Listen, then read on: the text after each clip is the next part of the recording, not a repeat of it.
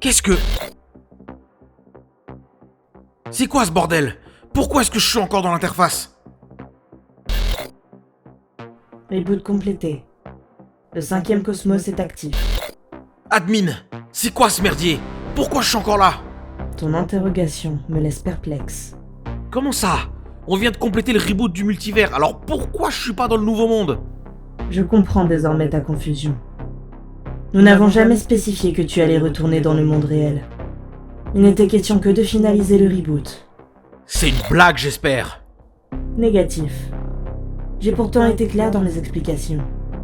Tu dois être le plus précis possible lorsque tu joues avec des données biométriques et quantiques.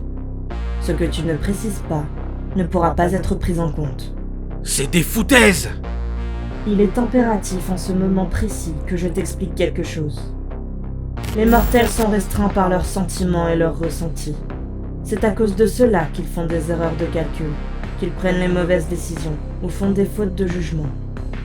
Mais lorsqu'il s'agit d'un système informatique, quantifiable, régulé par des propriétés supérieures, alors l'erreur n'est pas permise. Tout est calculé, programmé, pour se dérouler d'une manière précise, inchangeable. Quand tu utilises une calculatrice pour effectuer un calcul compliqué, la machine te donnera toujours la réponse correcte, en fonction des données que tu lui as fournies. Si les données initiales sont erronées, alors le résultat le sera également. Tu n'as jamais défini ta présence dans le nouveau cosmos. Alors cela n'a pas été pris en compte lors de la finalisation du reboot, tout simplement. C'est incroyable à quel point une IA peut me mettre autant en rogne. Il semblerait que je doive à nouveau te corriger. Tu es simplement en colère contre toi-même pour avoir négligé les détails.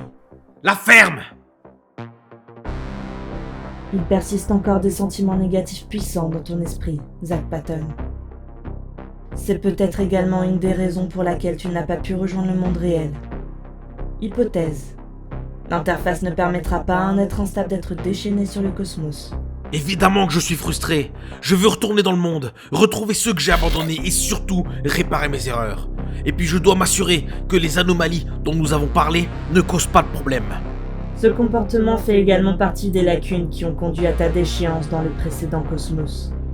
Tu es persuadé d'être le seul à pouvoir tout gérer, d'être le seul à pouvoir porter ce fardeau sur tes épaules.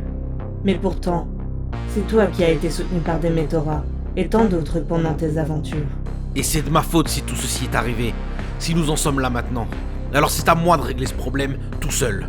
Je pensais que tu n'allais pas juger mes actions et mes ressentis. C'est exact.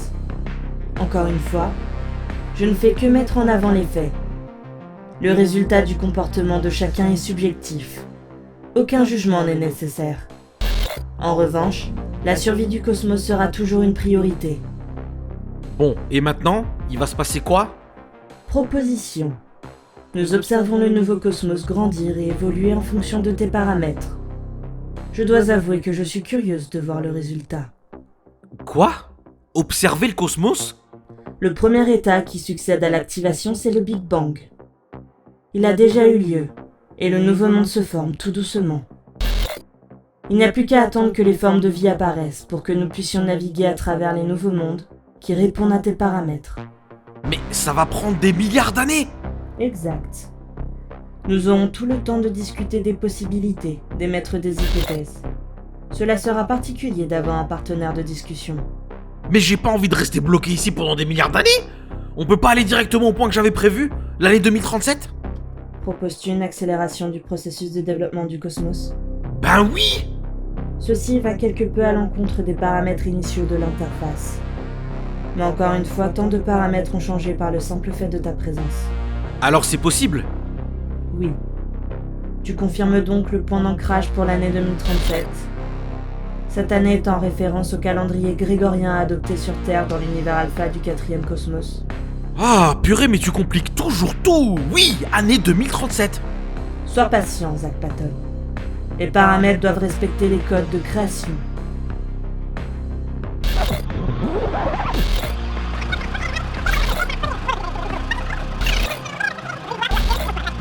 Bien. Le 5e cosmos a été avancé à l'an 2037 du calendrier grégorien. Ok, et on fait comment pour voir ce qui se passe? Il n'est pas possible pour toi de voir directement les mondes en question. Comme expliqué, tu es une anomalie. Ton corps existe en tant que forme digitale, et ton esprit n'est qu'un amas de données. Tu ne peux interagir avec l'interface que de manière limitée. Mais alors, je fais comment pour être au courant de ce qui se passe? Pose-moi des questions, et je te répondrai. D'accord, Tu ne sais pas par où commencer. Attends 2 secondes que je réfléchisse.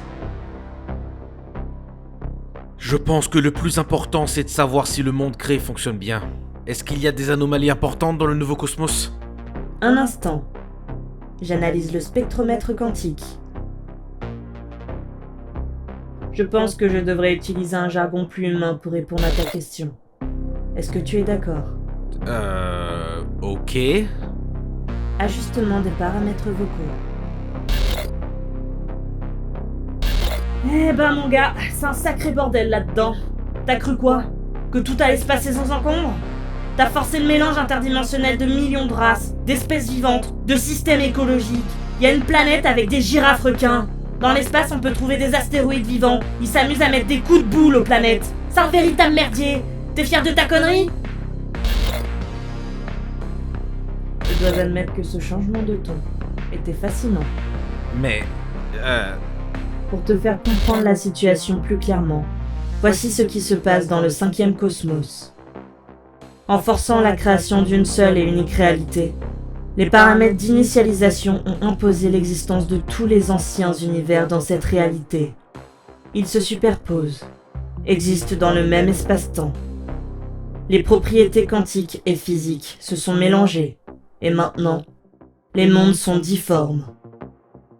Des créatures possédant les caractéristiques d'êtres de plusieurs univers existent, créant des possibilités inédites, mais non sans danger. Par exemple, sur la planète Proséus 3, je vois des ornyx. C'est un mélange entre ornithorynque et rat. Il faut également noter que les mondes tentent de s'imposer sur le plan physique de l'espace. Sur le long terme, ceci peut causer une dégradation quantique sans précédent. Je prévois une disparition totale du cosmos dans 8 jours.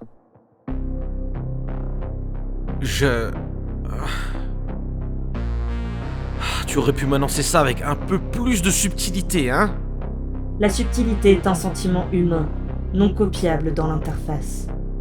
J'explique la situation comme elle est, sans transition, sans coupure. Et je tiens à te rappeler, Zach Patton, que je t'avais prévenu que ceci pouvait arriver, mais tu as été confiant. Je suis sûr que ça ira. Tu n'es pas obligé d'utiliser ma propre voix pour te moquer de mes choix. Je ne me moque pas. As-tu d'autres questions?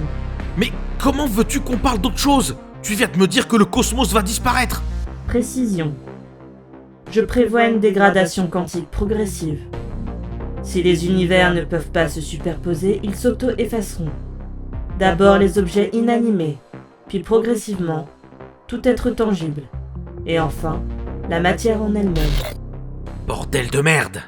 Avant de réfléchir à ta prochaine action, demande-moi peut-être autre chose. Ah, où est Chronos? Est-il apparu dans le cosmos? Qu'en est-il des dieux primordiaux? Et les élus? Ténéris et Démétora? Tous ceux que j'ai connus? Navigation des mondes.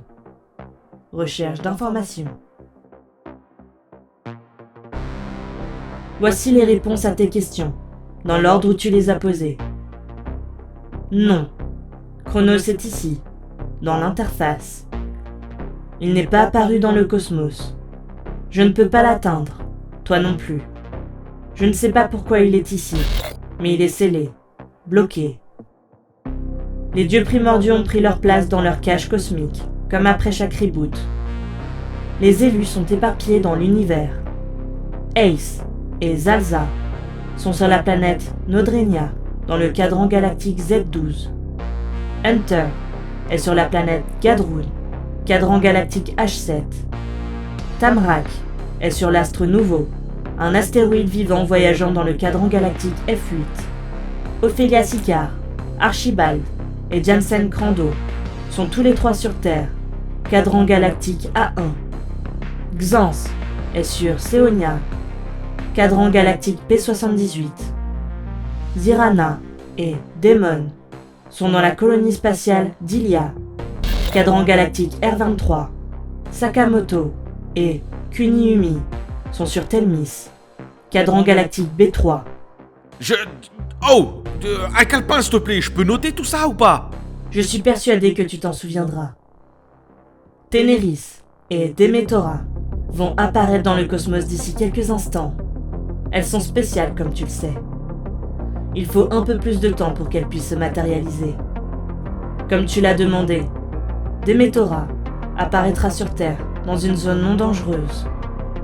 Ténéris apparaîtra sur la planète Proséus 3, qui est une planète mal fréquentée dans le cadran galactique K2000. Elle risque d'être confrontée à de nouveaux problèmes. En ce qui concerne ceux que tu as connus, Quoi?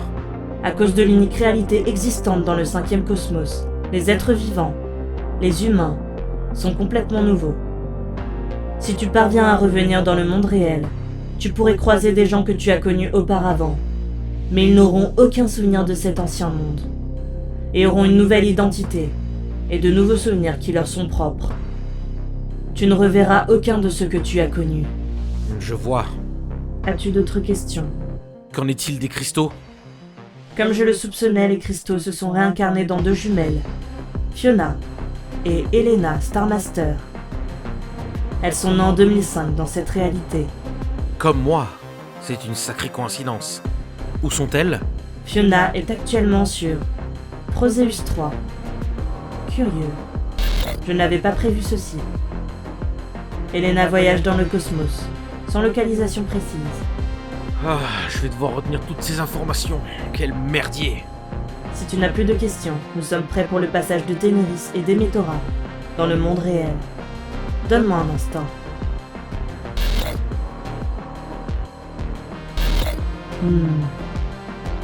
Voici un développement intéressant. Quoi? Elles sont... Tout s'est bien passé. Elles sont apparues dans leurs localisations respectives.